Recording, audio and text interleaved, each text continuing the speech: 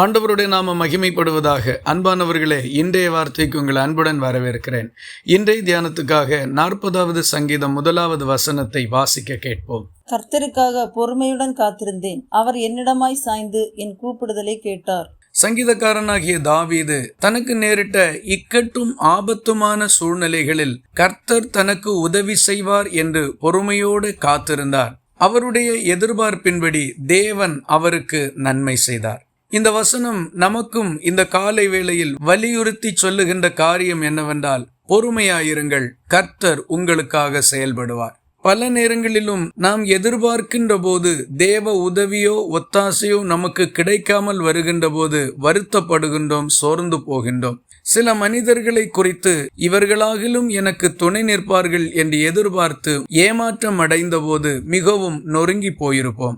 வேதவசனம் சொல்லுகிறதை பாருங்கள். கர்த்தருக்காக பொறுமையுடன் காத்திருந்தேன். நாம் காத்திருக்க வேண்டியது மனிதர்களுக்கு அல்ல, தேவனுக்கு. ஆண்டவர் எப்படி உதவி செய்வார், ஏதாகிலும் ஒரு மனிதனை கொண்டு தானே என்றெல்லாம் நாம் யோசிக்க கூடும். ஆனாலும் மனிதர்களுடைய உள்ளத்தில் ஒரு உணர்வையும் ஏவுதலையும் கொடுத்து அந்த காரியத்தை நமக்கு செய்ய வைக்கிறவர் கர்த்தர் தான். ஆண்டவர் அந்த ஒரு சிந்தை அவர்களுக்கு கொடுக்காவிட்டால் யாரும் அதை செய்ய முன்வருவதில்லை. ஒருவேளை உங்கள் வாழ்க்கையில் பல குழப்பமான சூழ்நிலைகளும் நிர்பந்தமான நிலைமைகளும் இருக்கக்கூடும். நாட்களும் நேரமும் செல்ல செல்ல அதன் தீவிரம் உங்களை அதிகமாக வேதனைப்படுத்தவும் கூடும். ஆனாலும் கர்த்தருக்காக காத்திருந்த எந்த மனுஷனும் தோற்று போகவில்லை.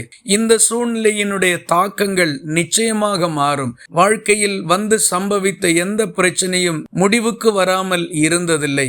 மிகப்பெரிய மலை போன்ற சூழ்நிலைகள் எல்லாம் கூட காணாமல் போயிருக்கின்றது. ஆகவே கர்த்தரிடத்தில் நம்பிக்கையோடு காத்திருங்கள். அவர் உங்களுக்கு உதவி செய்வார். உங்கள் ஜெபம் கேட்கப்படும். நீங்கள் நன்மையை காண்பீர்கள். இந்த வார்த்தைகள் இந்த நாள் முழுவதும் உங்களுக்கு ஒரு ஆசீர்வாதமாய் இருப்பதாக. ஜெபிக்கலாமா? எங்களை நேசிக்கிற அன்பு நிறைந்த நல்ல ஆண்டவரே, நாங்கள் உம்மை நன்றியோடு துதிக்கிறோம். நாங்கள் இன்னும் உமக்காக பொறுமையோடு காத்திருக்க வேண்டும் என்று எங்களுக்கு நீர் கொடுத்திருக்கிற நல்ல ஆலோசனைக்காக உமக்கு ஸ்தோத்திரம். உம்மிடத்தில் நம்பிக்கையோடு இருந்து பொறுமையோடு காத்திருக்கின்ற நல்மனதை எங்களுக்கு தாரும். ஜெபத்தை கேட்டதற்காக ஸ்தோத்திரம். இயேசு கிறிஸ்துவிலே வேண்டிக் கொள்கிறோம் எங்கள் அன்புள்ள நல்ல பிதாவே, ஆமேன். கர்த்தர் தாமே உங்களை ஆசீர்வதிப்பாராக.